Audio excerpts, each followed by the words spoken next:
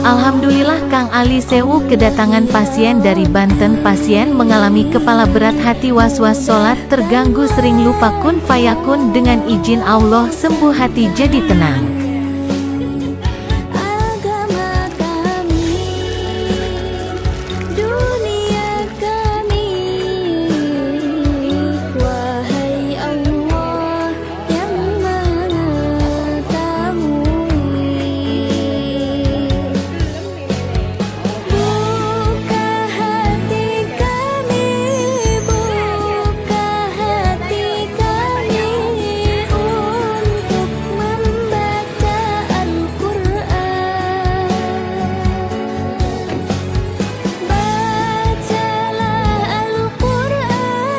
Pasien ini sudah berobat kemana-mana. Alhamdulillah setelah datang ke Kang Ali Sewu ada perubahan.